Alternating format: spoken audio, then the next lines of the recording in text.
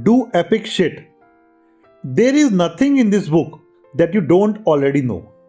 I am not saying this. It was written by the author himself in the book, and I agree with him. However, I disagree with his other statement in which he has said this book may very well turn out to be the most useless book you will ever buy. Believe me, there hasn't been a better self-help book than this one for me. Hi friends, my name is Atul Rajput and today I present you the review and summary of a book titled Do Epic Shit written by Ankur Wariku. See, despite already knowing everything written in this book, you may not be aware of all of it and may be living in ignorance. You will gain more awareness through this book, allowing you to make better life choices. I have read some self-help books written by other authors that present some good ideas and knowledge at the beginning, but they later attempt to bind their thoughts to some science formula or theorem that was made up just for the sake of writing the book rather than a natural phenomenon. So I lose interest after reading the first few pages of such books. Do Epic Shit is the only self-help book that I have found to be engaging and impactful enough to read twice. This book is about the lessons that the author Ankur Wariku learned from the successes and failures of his lifelong journey. Considering Ankur to be a voracious reader, I presume he has taken some inferences or ideas from the most popular books in the world. You would get the same kind of knowledge and awareness from this little package of Do Epic Shit as you would from reading at least 50 self-help books. And it is the beauty of this book that you can read it however you like. You can binge read it like your favorite Netflix series or just read a few pages every morning. You can also read this book on any random page since there is no particular plot or sequence to follow.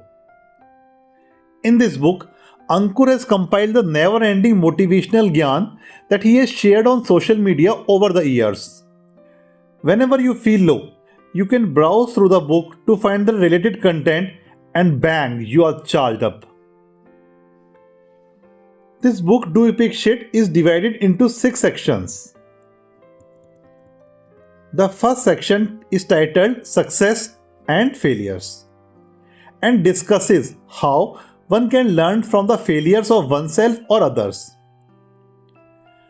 Time goes by and leaves us with only one of these things, regrets or results. This is my favorite quote in this section. I am repeating again. Time goes by and leaves us with only one of these things, regrets or results. It was stressed by the author on why we should not confine ourselves to a single identity.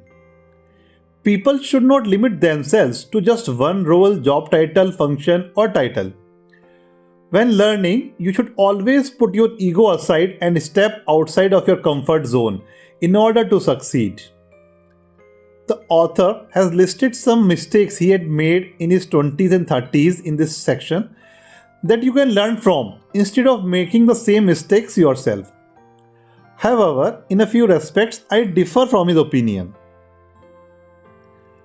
The book's second section, Habits, is my favorite one. James Clear's book Atomic Habits has conveyed the same message in a not so interesting way. But this book, Do Epic Shit, explains this in an interesting and compelling way. In this section, my favorite quote is, "Targets are the enemy of habits." According to the author, setting targets instead of habits makes us forget the kind of person we want to become. Running after the target would leave you hollow and clueless after you achieve it. However, getting the process right in the form of building habits will get you closer to the targets and take you higher and higher. Ankur has outlined several effective habits in his book that readers can adopt and adapt to suit their individual needs and goals.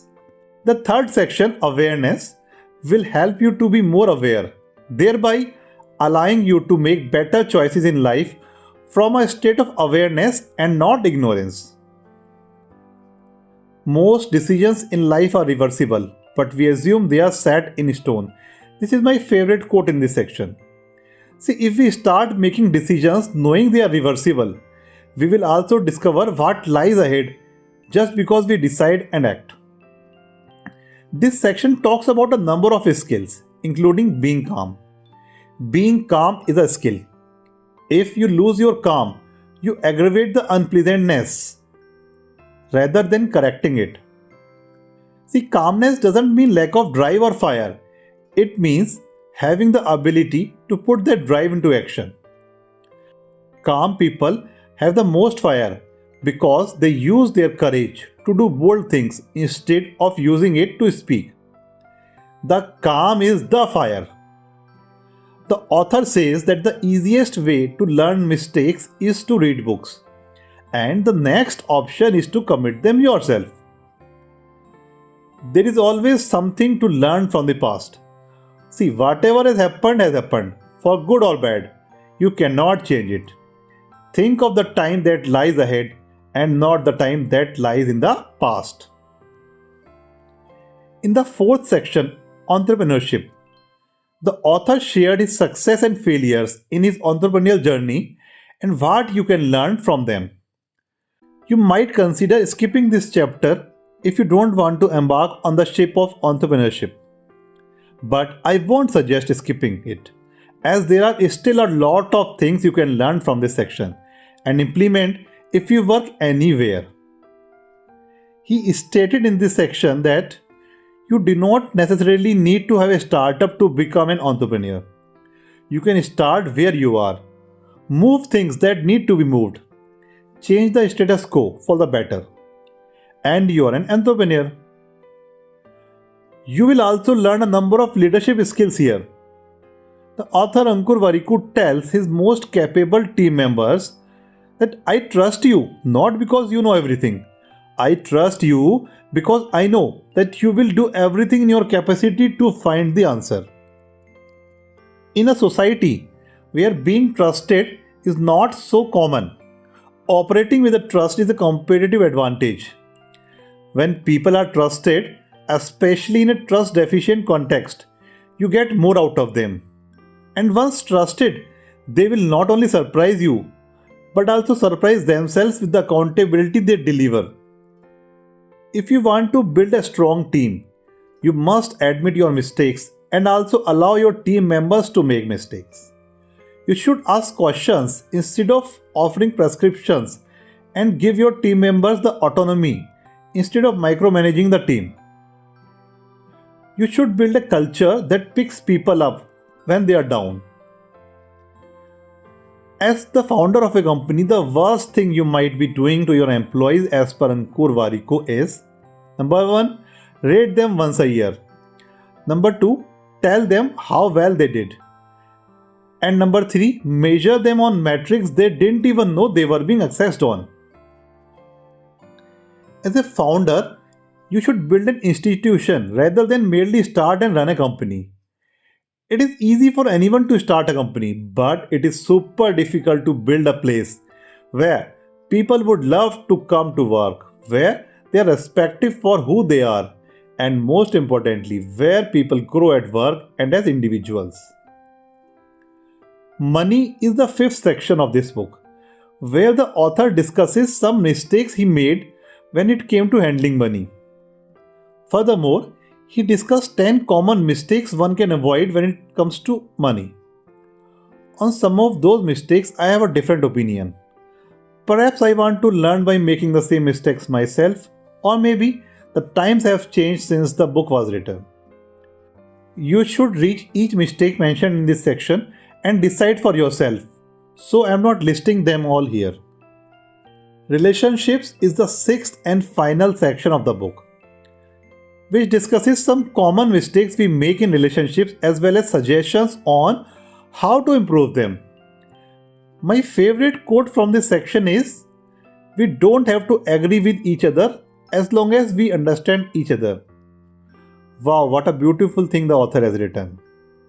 See, there is nothing better than a relationship that accepts each other despite their differences. There is another quote which reads, "Your true friends are those who are truly happy for you when you succeed." Anyone can be there for us during our difficult times, but we desire friends who celebrate our achievements rather than being jealous of them. Rarely do we find such friends.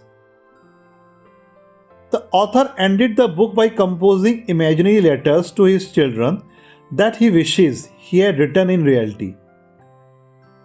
The letters in question seem to serve no purpose other than increasing the page count, and I see no reason for readers to be exposed to them.